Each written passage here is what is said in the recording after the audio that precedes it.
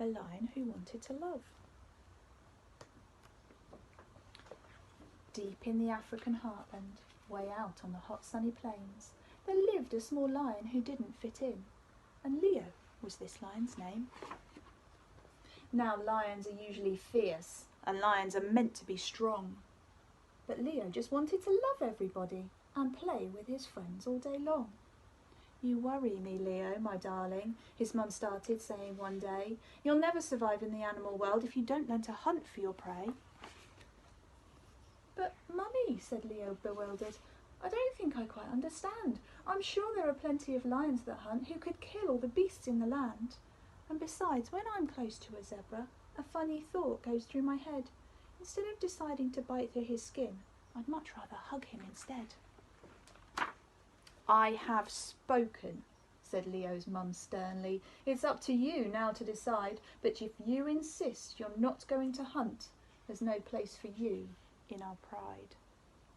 Poor Leo crept off to the jungle, but hoped that with love in his heart, he'd learn how to cope in the animal world, but he didn't quite know where to start. That evening, while Leo was sleeping, he woke to the thunder of hooves, and when he looked up from his lair, he could see a whole antelope herd on the move. Some leopards were running beside them, surrounded by thick clouds of dust. Leo thought quickly. He jumped to his feet. "I must help them," he cried. "I must." Then he caught sight of two injured young ones who couldn't keep up with the bunch. If he didn't help them try to escape, the leopards would eat them for lunch. Leo led them away back to safety and gave them some food they could eat. He licked their wounds clean till they both became strong, and he nursed them back onto their feet. The antelope babies kissed Leo and told him, "We'll never forget that you saved our lives when we thought we were dead. You're the loveliest lion we've met." Leo was very excited. His face had lit up in a smile. "It's fun making friends in the jungle," he thought. Then he lay down and slept for a while. From that day on, Leo decided to run to each squeal and each cry. He led little hippos to watering holes, and he taught baby birds how to fly. He helped a giraffe who'd been injured and a vulture who'd broken his wing.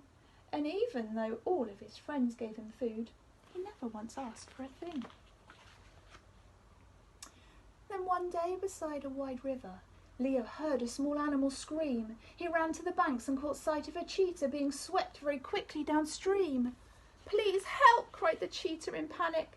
"I haven't yet learned how to swim. The waterfall's going to drown me, I'm sure." With a splash, Leo boldly jumped in. He managed to rescue the cheetah and push him quite safe to the side. But as he was trying to scramble ashore, Leo slipped and got caught in the tide. The river was crashing and foaming, and Leo let out a loud yelp. The waterfall wasn't too far away now, so the cheetah rushed off to find help. The friends Leo had in the jungle all raced to the bank straight away. They wanted so much to show Leo their thanks. At last they had now found a way. They climbed on the rocks through the rapids and linked themselves up tail and paw. An elephant wrapped his long trunk round a tree, which anchored them safe to the shore. And when Leo got to the rapids, a lioness dipped down her head. She lifted him gently across to the bank.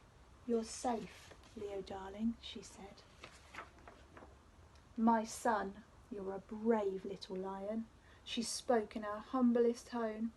"I was wrong. Now I see love can bring us together. Please, Leo," she said, "come back home. You've got to be strong to be different, and when you've got love on your side, you've got the most valuable gift that there is. We want you as king of our pride."